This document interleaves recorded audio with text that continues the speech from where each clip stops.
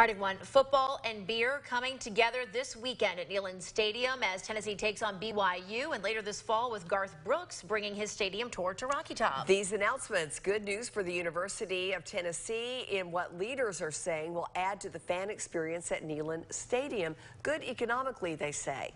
Well, continuing coverage, WATE 6 on your side reporter Madison Keevey live on campus speaking with UT leaders. Yeah, Madison, what do leaders expect to make, or are they telling you, in revenue and in sales from all of this year? Yeah, Kristen, I spoke to one UT leader who estimated that an expected amount for revenue directly from alcohol sales just in this first year could be between $1 million and $1.5 million. Now, that all comes from the 90 to 100 kiosks that are set up inside Neyland Stadium and will be ready to go on Saturday. Being a fan in Neyland Stadium on game day doesn't get much better than this.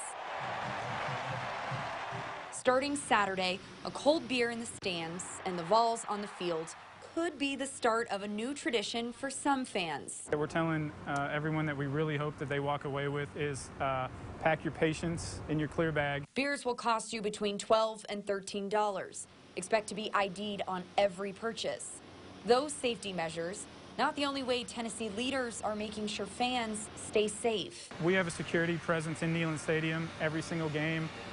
They are checking on fans' well-being all of the time, and so an added layer to that is alcohol compliance. Safety in Neyland is just that. Safety within the entire stadium, regardless of the event.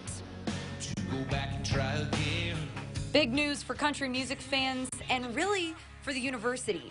Garth Brooks is making it a November to remember, announcing a stadium tour stop in Knoxville in Neyland Stadium. Fans getting the chance to enjoy right on the field. To put the stage on the field and perform in what they call the round. And so he wants to try to sell as many seats as he can. UT's Associate Athletic Director for Marketing and Fan Experience tells us beer sales are now part of the Neyland experience, which could entice other artists to make a stop on Rocky Top. We're going to see how Garth goes and take it from there. Obviously, the big thing about Neyland is just the impact of the stadium and the playing surface.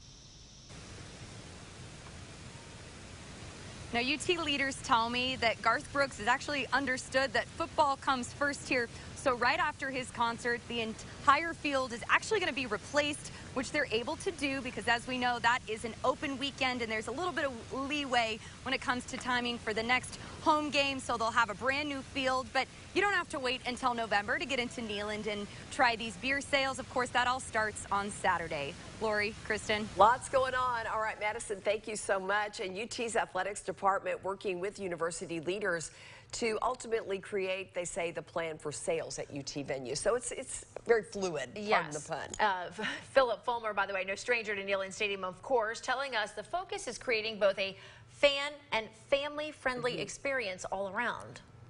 People coming early, not staying outside, not having the crazy cleanup afterwards, you know, that can be from those airplane bottles and all those kinds of things. We think it's a positive fan experience. Now, for a look at 6 things you need to know before game day, you can head on over to our website, WATE.com, and click the As Seen On section.